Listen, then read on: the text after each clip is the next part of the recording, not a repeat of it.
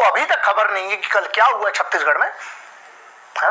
कोई बात नहीं, आप बिल्कुल एसी टाइट करिए, है ना, कंबल ओढ़िए, सो जाइए, क्योंकि आपके घर का कोई नहीं मरा है। आपको बिल्कुल फर्क नहीं पड़ना चाहिए, है ना, किसी पॉलिटिशियन के घर का कोई नहीं मरा है, किसी बहुत अमीर के घर का कोई नहीं मरा है, कोई फेमस आदमी नहीं मरा है। 4-5 ऐसी कम्युनिटीज है जो मैटर करती हैं, है ना।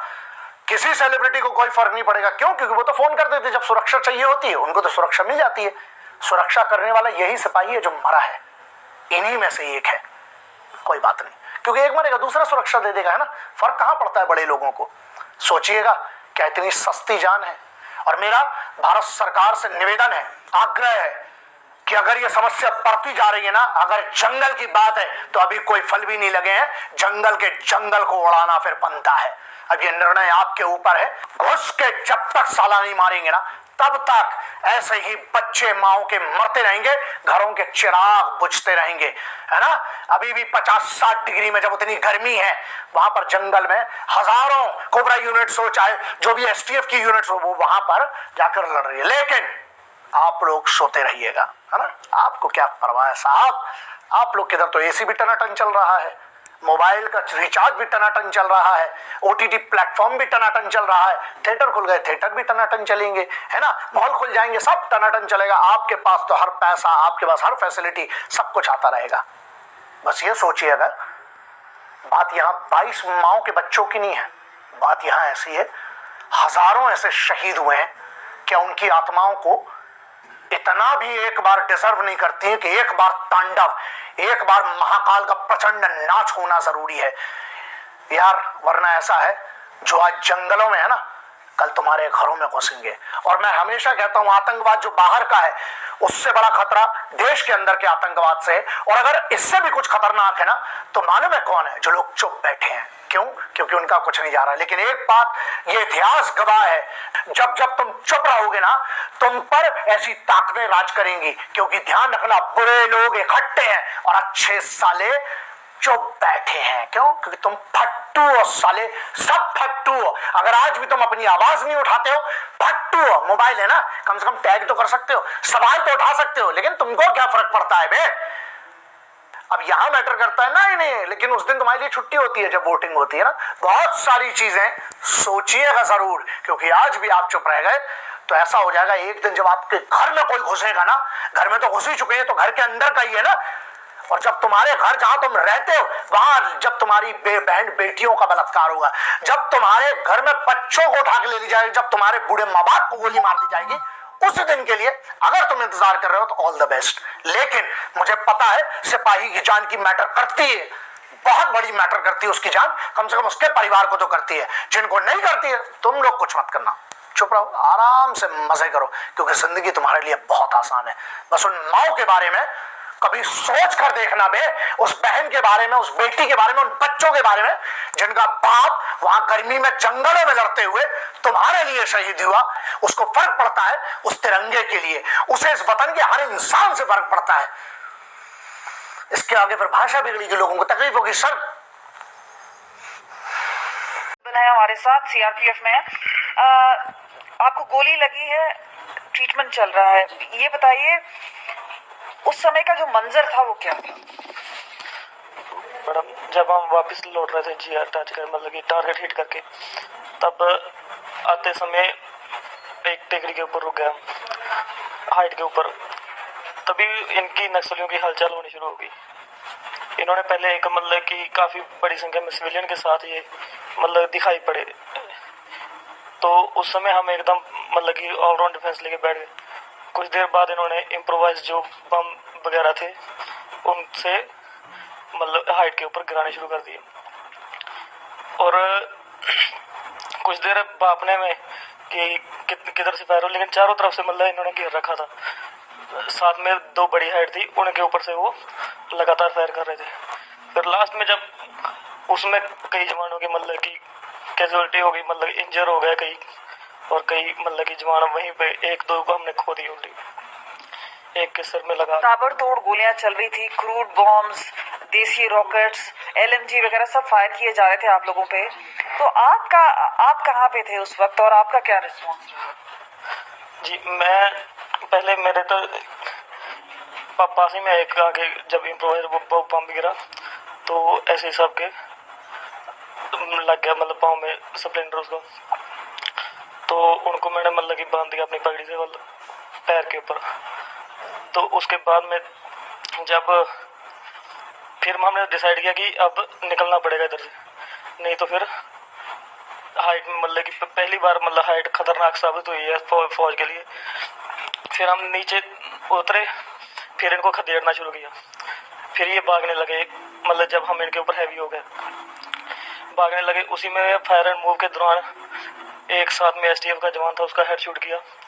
और जब मैं दौड़ के मतलब जाने लगा उसके पेट के पीछे, तो तब मेरे मतलब की गोली मारी इन्होंने। आपके पेट में गोली लगी? जी, पेट में गोली लगी उस समय। LMG साथ मतलब की कर रखी थी इन्होंने।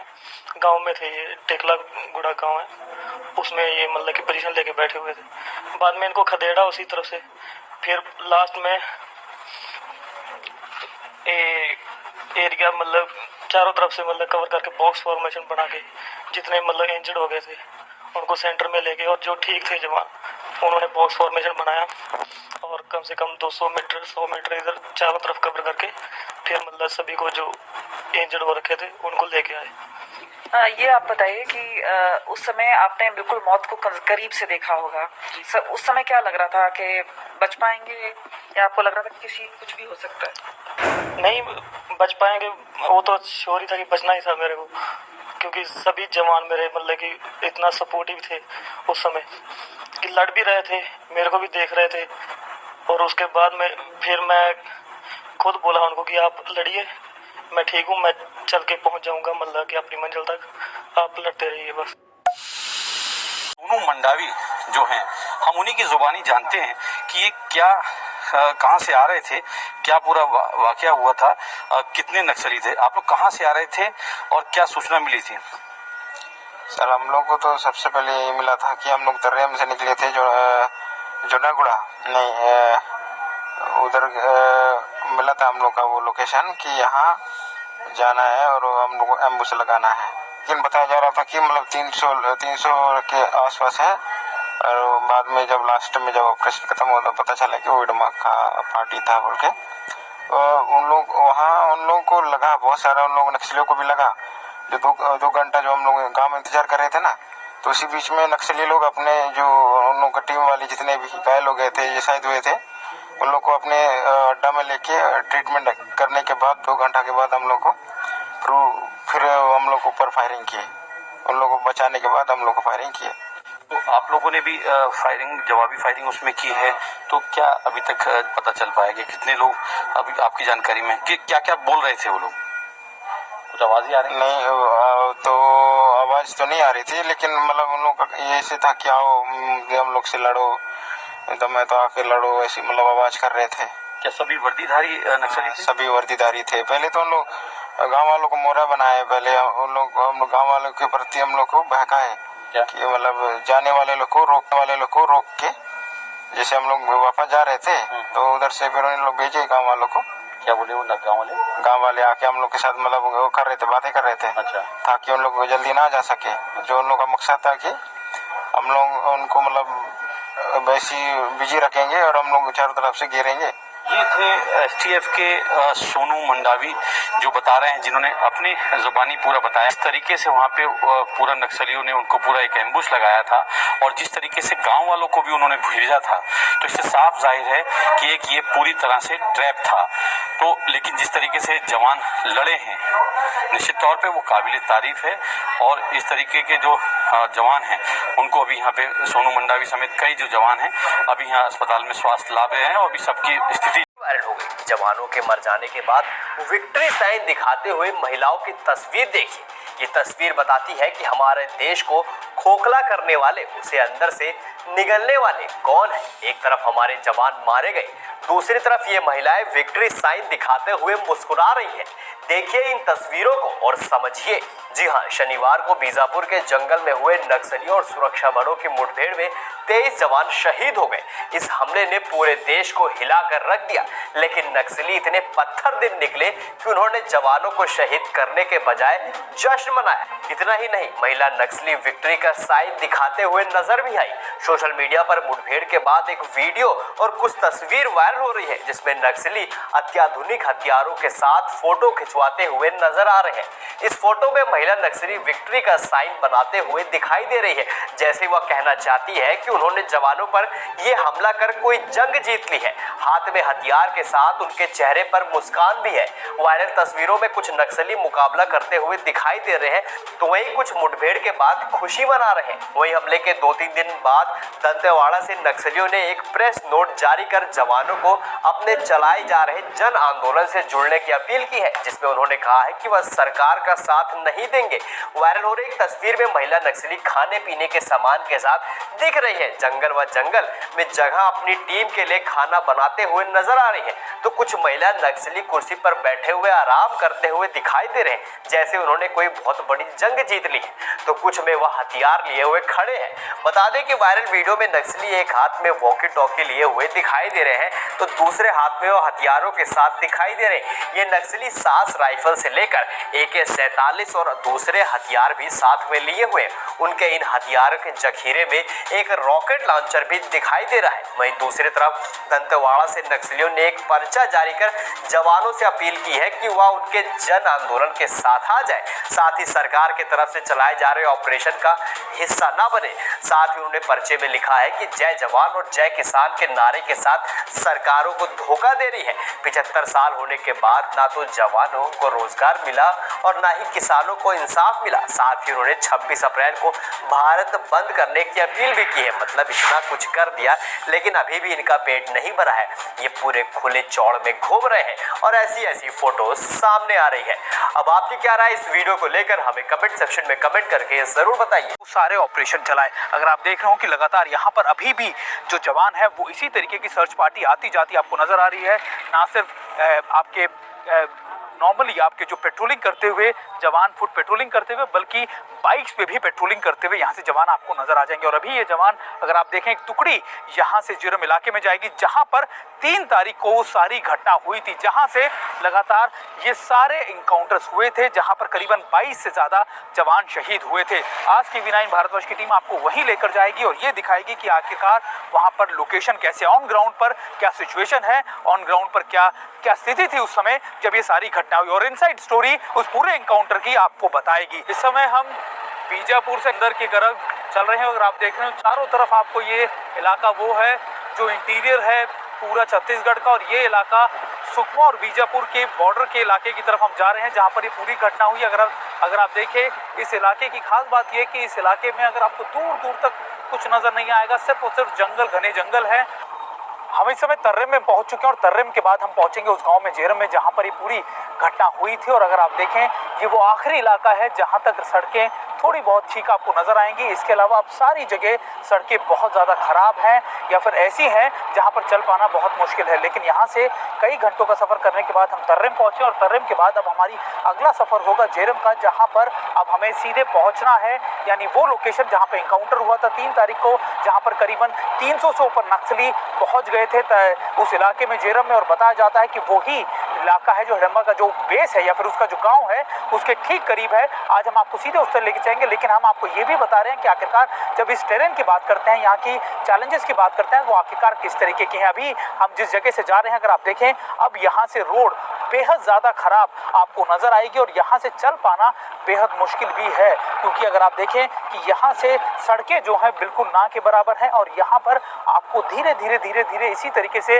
बाइक की मदद से या फिर आपको साइकिल से या फिर आपको पैदल ही जाना पड़ता है। गांव के लोग अक्सर यहाँ से पैदल ही जाते हैं, लेकिन जो सिक्योरिटी एजेंसीज है या फिर जो फोर्सेज है उनको ये बाइक मुहैया है। अगर आप देखें कि सारी तरफ इसी तरीके की सड़कें हैं या फिर जो इलाका है वो इसी तरीके से जुड़ा हुआ है। यही वजह है कि अक्सर नक्सली इन्हीं इलाकों के अंदर जहां कंस्ट्रक्शन साइट चल रही होती है वहां पर आईडी लगा देते हैं या फिर वहां पर घात लगा के एम्बुश लगा कर बैठ जाते हैं ताकि जो भी पेट्रोलिंग पार्टी यहाँ पर आए उसको वो आराम से एम्बुश कर सके या फिर उसको टारगेट कर सके। और इस इलाके की सबसे जो आप कह सकते हैं कि चैलेंजेस है वो यही है कि यहाँ पर आपको बिल्कुल नहीं पता लगता कि आखिरकार एम्बुश कहाँ पर लगाया गया है और नक्सली कहाँ पर बैठे हैं। आज TV9 भारतवर्ष की टीम आपको इन इलाकों में इसलिए लेकर आई है ताकि आप ये समझ सकें कि 3 तारीख को जो घटना हुई थी आखिरकार उसके पीछे क्या कुछ चैलेंजेस थे, क्या कुछ चुनौतियां थी और उन चुनौतियों के लड़ते हुए हमारे जवानों ने किस तरीके से न सिर्फ नक्सलियों को खदेड़ा बल्कि अभी भी इन इलाकों में डोमिनेंस बनाने के लिए या फिर लगातार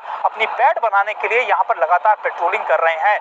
हम इस समय जेरम गांव में है और जेरम गांव में अगर मैं आपको दिखाऊं कि आपको नजर आएगा कि ये वही गांव है जहां पर नक्सलियों के साथ हमारे सिक्योरिटी फोर्सेस की मुठभेड़ हुई थी और इसी गांव के अंदर सबसे ज्यादा कैजुअलिटी भी हुई। अगर आप देखें ये पूरा गांव खाली है, आपको सिर्फ 1 या 2 महिलाएं नजर आएंगी या फिर बच्चे नजर आएंगे, इसके अलावा पूरा गाँव खाली है। सिर्फ मवेशी आपको नजर आ रहे होंगे यहाँ पे। अगर मैं अपने कैमरा पर्सन से कहूँ वो आपको लेकर चले तो आपको दिखाई देगा कि कई ऐसी जगह है यहाँ पर जहाँ पर आपको ये निशान या फिर आपको ये चीजें नजर आएंगी कि जो फायरिंग हुई थी वो किस तरीके से हुई थी या फिर यहाँ पर जवानों के बीच में और जो दूसरे लोग थे उनके बीच में मुठभेड़ चली। अगर आप देखें वो जंगल की तरफ, अगर मैं अपने कैमरा पर्सन से कहूँ आपको दिखाएं कि वहीं से लगातार जो था वो जवान थे वो यहाँ भागकर आए थे और उसके बाद उन्होंने इन्हीं जगहों की आड़ ली। लेकिन कहा यह जा रहा है कि आड़ लेने के बावजूद भी उनको अटैक किया गया और इन पूरे इलाकों के अंदर यहाँ पर मौजूद थे नक्सली, घरों के अंदर रिहायशी लोगों के तौर पर बना के बैठे हुए थे और इसी के बाद ये लोग यहाँ से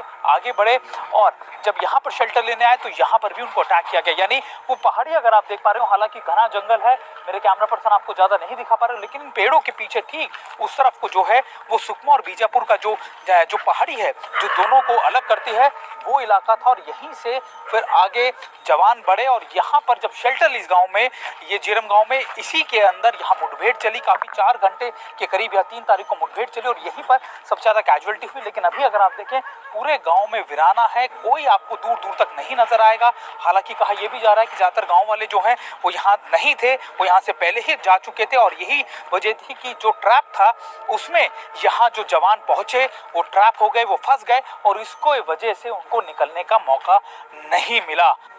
अगर आप देख रहे हो कि गांव के कुछ घर इसी तरीके से बंद पड़े हैं और अभी भी यहाँ पर कोई रहने वाला नहीं। अगर आप देखें अभी यहाँ पर जो लोग रहा करते थे वो यहाँ से जा चुके हैं, खाली आपको नजर आएगा सिर्फ यहाँ पर जो उनके जीव जंतु है या फिर जो उनके पक्षी है वो यहाँ पर नजर आएंगे, गाय उनके या फिर दूसरे जो उनके पालतू जानवर है वही आपको नजर आएंगे। अगर आप देखें यहाँ पर भी तो आपको इसी तरीके का मंजर नजर आएगा। पूरे गाँव में सिर्फ आपको यहाँ पर या तो जानवर नजर आएंगे या फिर 1-2 महिलाएं यहाँ पर जरूर नजर आई हैं, लेकिन ज़्यादातर गांव इसी तरीके का खाली है।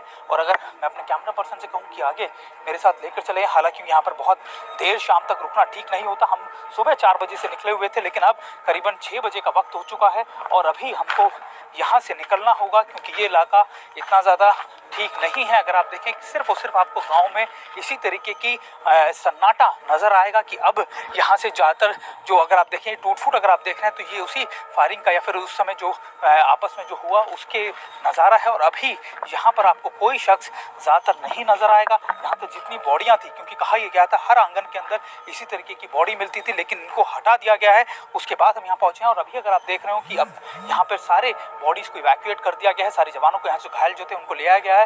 अभी भी एक जवान के लापता होने की बात कही जा रही है लेकिन करीबन 23 के करीब कैजुअलिटीज हुई हैं और करीबन 31 के करीब जो जवान है वो घायल हुए हैं। बड़ा ऑपरेशन था, माना जा रहा था कि इन सारे इलाकों के अंदर चारों तरफ से इसी तरीके से नक्सल्स ने यहाँ पर इनको घेरा हुआ था और ये ट्रैप था कि ये यहाँ पर शेल्टर लेंगे, जब फायरिंग होगी पहाड़ों से जब वो यहाँ पर शेल्टर लेंगे और उसी के बाद यहाँ पर उनको अटैक कर दिया जाएगा। ये कुछ संवेदनशील जगह इसलिए थी क्योंकि लगातार इनपुट मिल रहे थे कि यहाँ पर हिडमा जो है वो छुपा हो सकता है, उसके वेयर अबाउट्स यहाँ के मिल रहे थे। यही वजह थी कि यहाँ पर बड़ा सर्च ऑपरेशन भी चलाया गया। 3 तारीख के अटैक के दौरान एक और दिलचस्प चीज जो देखने को मिली वो ये कि नक्सलियों ने ना सिर्फ अटैक किया, एम्बुश किया, बल्कि जवान जो घायल हो गए थे या फिर जिनकी जिनकी मृत्यु हो गई थी, जो शहादत जिनकी हो गई थी, उनके कपड़े, ब्लड प्रूफ जैकेट, हथियार सभी लेकर गए, यहाँ तक कि उनके जूते तक को नहीं छोड़ा गया। सभी जवानों के ये सारी सामान इसलिए लेके जाते हैं क्योंकि लगातार इन नक्सल्स का इरादा होता है कि ये जो 70% से ऊपर जो उनके एम्युनिशन होते हैं, आर्म्स होते हैं, ये इन्हीं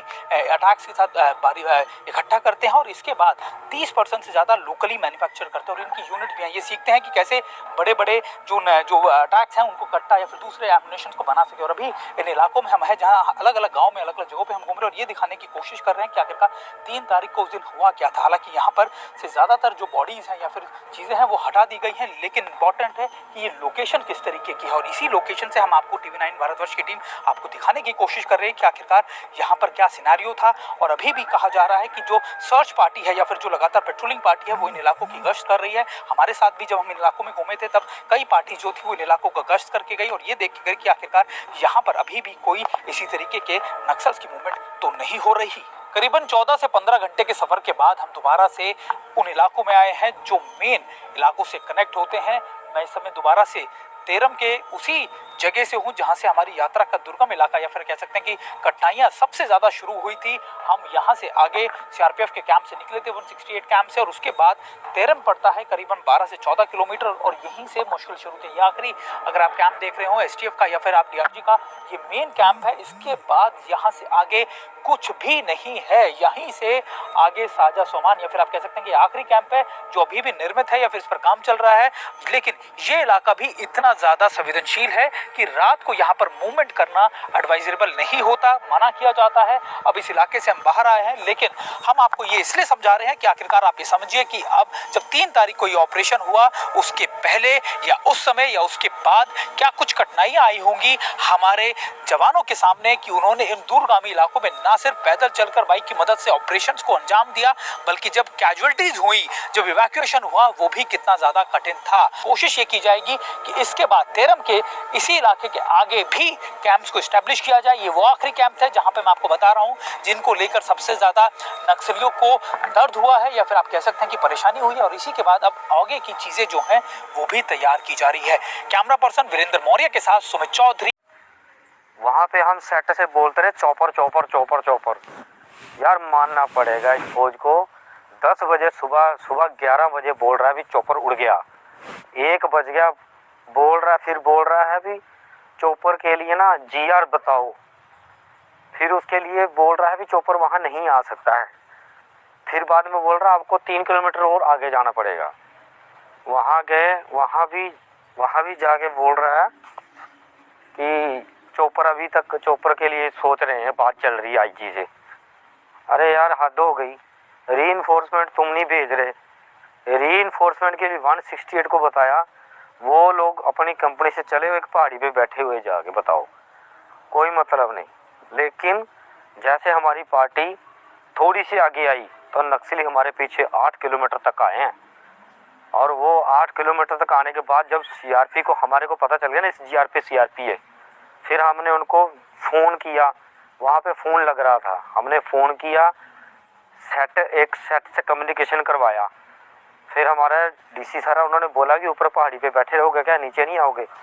फिर उन लोगों ने नीचे से आके दाहिनी तरफ से पूरा घेरा डाला है। फिर वो नक्सलियों के ऊपर जब इन्होंने जूबी जल मारे ना CRP ने, तब वो नक्सल पार्टी वापस हटी है।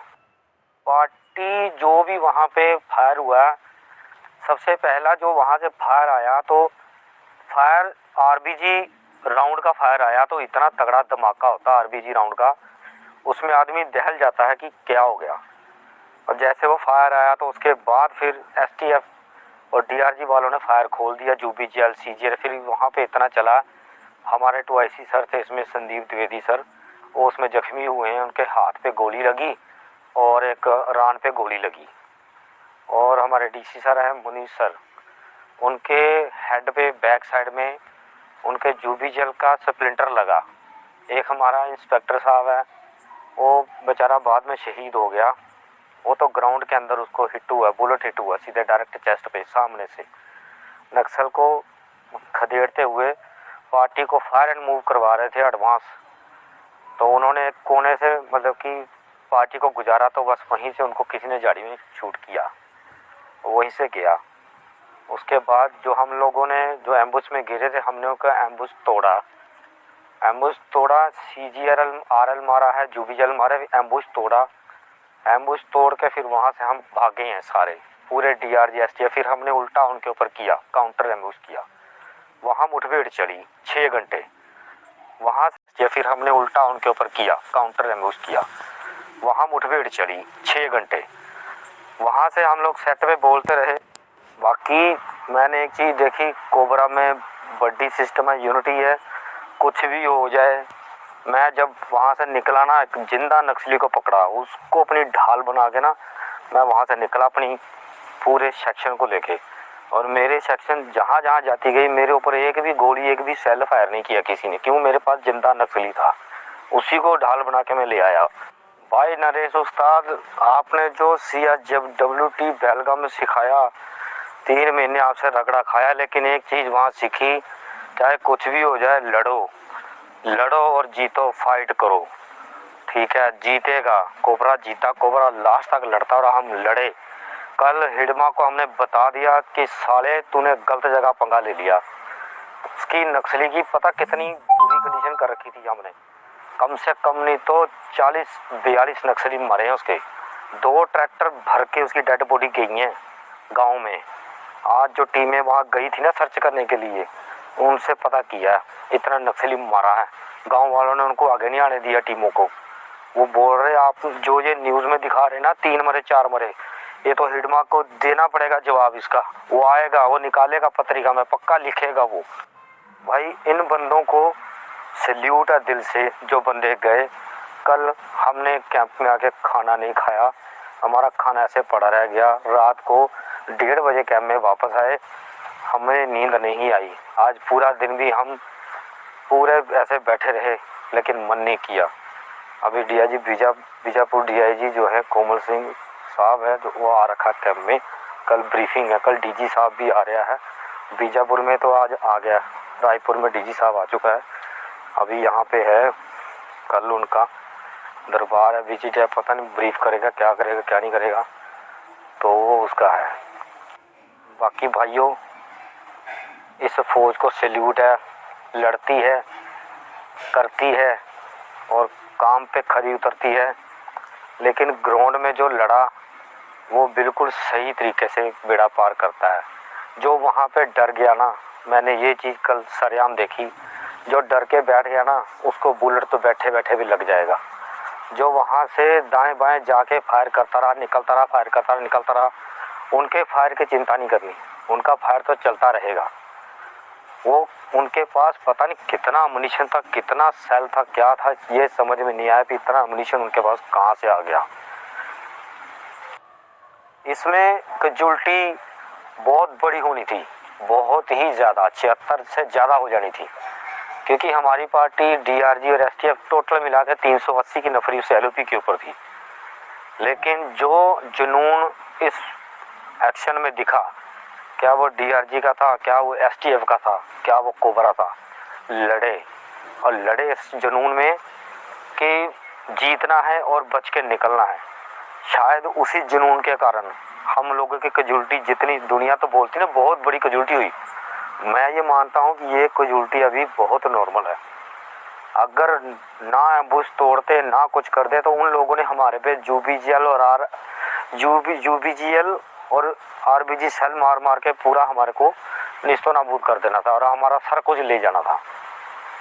हमारे कोबरा के बंदों ने इतना किया कि जो बंदा डेड हो गया ना, उसका डेड बॉडी जो तो उठा सका वो तो उठाया, लेकिन जो डेड बॉडी वहाँ छूटा ना, उसका वेपन उठा के ले आए।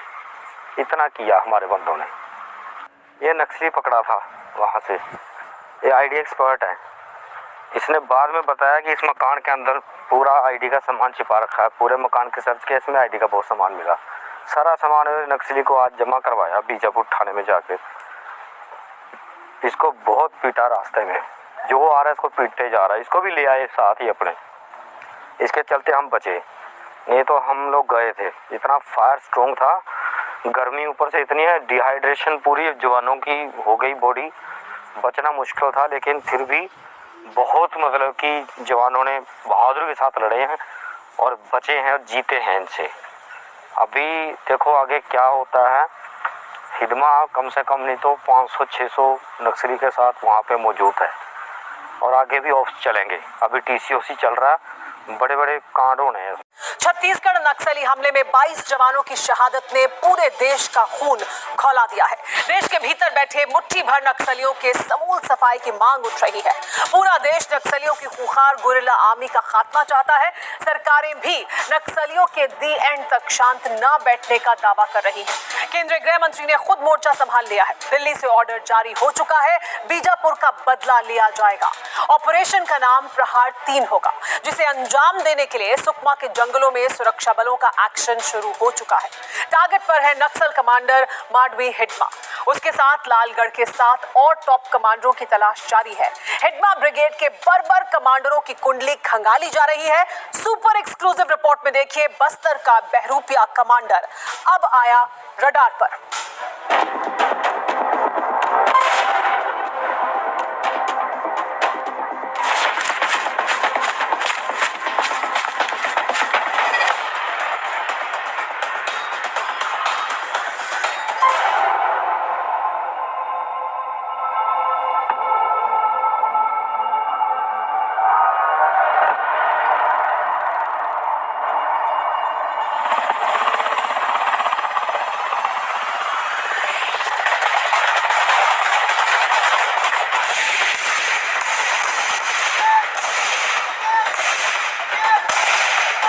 जवानों ने अपना खून जो देश के लिए बहाया है वो व्यर्थ नहीं जाएगा।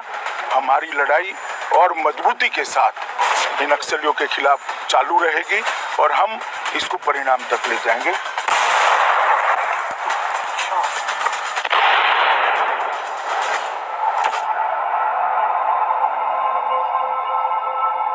इससे ज्यादा खुलासा इसलिए नहीं किया क्योंकि लड़ाई बारूदी भेड़ियों से है।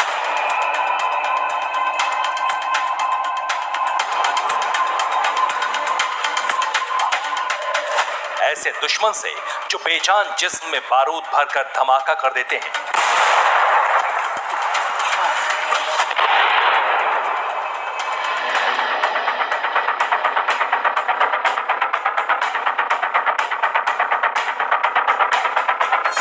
ऐसे खूंखार और बेरहम शैतान जिन्हें पीठ पीछे वार करने में महारत हासिल है।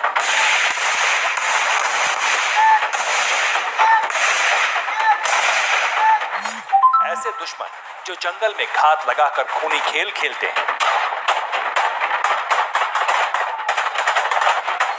लेकिन अब वो बस्तर के जंगल में कहीं भी छिपे, किसी भी खोह में दुबके, खूनी ब्रिगेड चाहे तो पाताल में छिपे, चाहे पहाड़ों की ओट ले, चाहे पेड़ों की खंदकों में डेरा डाल ले, बीजापुर के गुरिल्ला नक्सलियों का अंजाम तय हो गया है।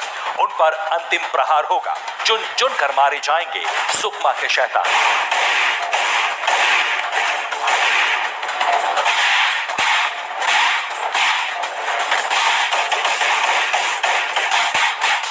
एक एक की शिनाख्त हो चुकी है। पूरी नक्सल बटालियन रडार पर है। नक्सल कमांडर्स की हिट लिस्ट बन चुकी है। इन्हीं जंगलों में बीजापुर का हिसाब होगा। 22 सपूतों की शहादत का इंतकाम जल्द से जल्द लिया जाएगा, क्योंकि नक्सलियों के खिलाफ शुरू हो चुका है ऑपरेशन प्रहार 3।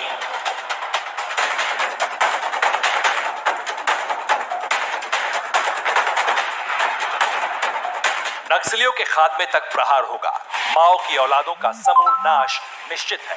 इसकी गारंटी दे रही है ये मैराथन मीटिंग, जिसमें केंद्रीय गृह मंत्री थे, छत्तीसगढ़ के मुख्यमंत्री थे और नक्सलियों का सफाया करने वाले टॉप कमांडर्स थे।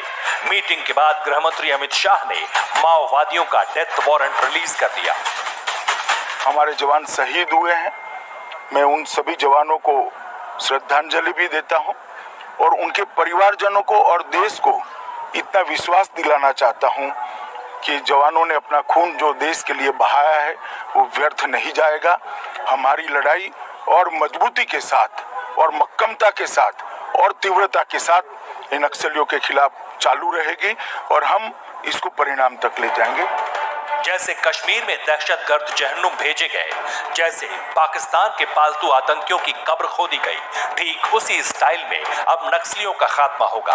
पीपुल्स लिबरेशन गुरिल्ला आर्मी के द एंड का काउंटडाउन शुरू हो चुका है। जिस बटालियन ने बीजापुर में जवानों की पीठ पर वार कर शहीद किया, उसके खूंखार कमांडरों की लिस्ट सुरक्षा बलों को थमा दी गई है। बीजापुर में खूनी खेल खेलने वाली नक्सली ब्रिगेड का कमांडर मांडवी हिडमा था, जिसकी टेरर कुंडली सुरक्षा बलों के हाथ लग चुकी है। असल में माओवादियों ने अपने गढ़ में जवानों को घेर लिया था। शनिवार को जो मुठभेड़ हुई, उस इलाके के चप्पे चप्पे से मांडवी हिडमा अच्छी तरह वाकिफ है। जिस टेकलागुड़ा गांव में नक्सलियों से भिड़ंत हुई, वो हिडमा के गांव पुवर्ती के पास है। मांडवी हिडमा अंडरग्राउंड रहता है, उसकी बहुत कम जानकारियां सामने आती हैं। मांडवी हिडमा माओवादियों की बटालियन नंबर 1 का टॉप कमांडर है। हिडमा के कई नाम हैं, जैसे संतोष उर्फ इंदमूल उर्फ पोड़ियाम भीमा उर्फ मनीष। हिडमा की उम्र करीब 51 साल बताई जाती है। इसकी पत्नी का नाम राजे रजक्का है, वो भी नक्सली है। साल 2010 में ताड़मेटला में 76 जवानों की हत्या के बाद मांडवी हिडमा का कद पीपुल्स लिबरेशन गुरिल्ला आर्मी में बढ़ गया। मई 2013 में झीरम घाटी में हुए हमले का मास्टरमाइंड मांडवी हिडमा ही था। इस हमले में छत्तीसगढ़ के शीर्ष कांग्रेस नेता सहित 32 लोग मारे गए थे। हिडमा के सिर पर 40 लाख रुपए का इनाम है। ऑपरेशन प्रहार 3 का पहला टारगेट यही जल्लाद है। हालांकि इसके जैसे 7 और खूंखार नक्सली हिट लिस्ट में हैं, जिनके नाम हैं पीएलजीए की बटालियन नंबर 1 का कमलेश उर्फ लच्छू, माओवादियों के प्लाटून नंबर 1 का कमांडर साकेत न्यूर्ति, प्लाटून नंबर 1 का कमांडर लालू दंडनामी, प्लाटून नंबर 2 का कमांडर मंगेसक गोंड, प्लाटून नंबर 3 का कमांडर रामजी और प्लाटून नंबर 17 का कमांडर सुखलाल।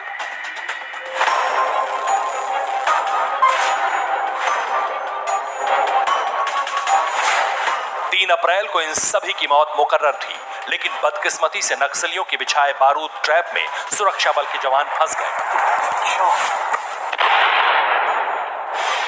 लेकिन अपनी आखिरी सांस तक जवानों ने मुकाबला किया, कायरों की धज्जियां उड़ा दी। 12 खूंखार नक्सलियों को मौत के घाट उतारा गया। लेकिन मुठभेड़ के बाद से सीआरपीएफ के जवान राकेश्वर सिंह मन्हास की खबर नहीं लगी है। छत्तीसगढ़ में हुए नक्सलियों और सीआरपीएफ के बीच एनकाउंटर में 22 जवान शहीद हो गए, तो वहीं 30 जवान ऐसे हैं जो इंजर्ड हैं। लेकिन इन सब के बीच एक जवान ऐसा है जो अभी भी मिसिंग बताया जा रहा है। राकेश्वर की वाइफ हमारे साथ मौजूद है। मैम, आखिरी बात कब हुई थी, क्या बात हुई थी? मुझे यही बताया था, मैं ऑपरेशन ड्यूटी पे जा रहा हूँ, सर्चिंग पे नहीं, ऑपरेशन ड्यूटी पे जा रहा हूँ, बस यही बोला था मुझे। क्या किसी ऑफिशियल ने आपको कांटेक्ट किया? मैं कंट्रोल रूम में बार बार फ़ोन करी, वो यही बोल रहे हैं कि हमें कोई भी इन्फॉर्मेशन आएगी हम आप तक पहुंचाएंगे, पर अभी तक कोई इन्फॉर्मेशन नहीं आई हमें। इंतजार था भाई आने का उनका, मम्मा मैं आ जाऊंगा 3 तारीख को। फिर बाद में बोल लगा अभी नहीं आना है, मैं आऊँगा अभी थोड़े दिन बाद, 15 तारीख के बाद चलूँगा उधर से।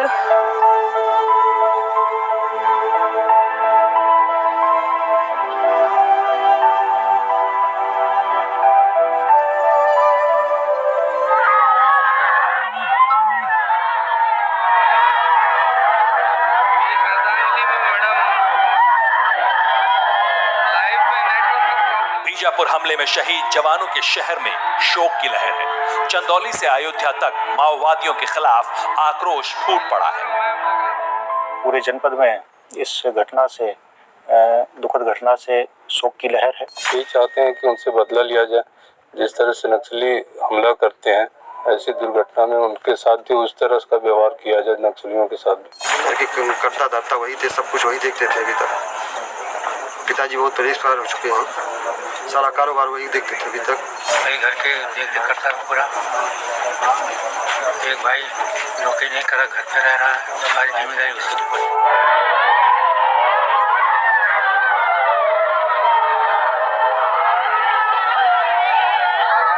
ये आंसू साया नहीं जाएंगे। जवानों की शहादत का बदला लिया जाएगा।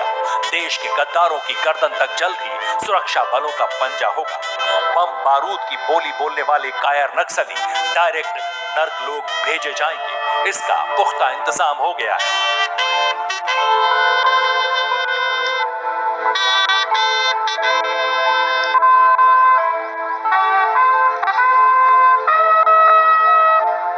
जम्मू से अंकित भट्ट के साथ सुमित चौधरी, सुकमा, TV9 भारतवर्ष।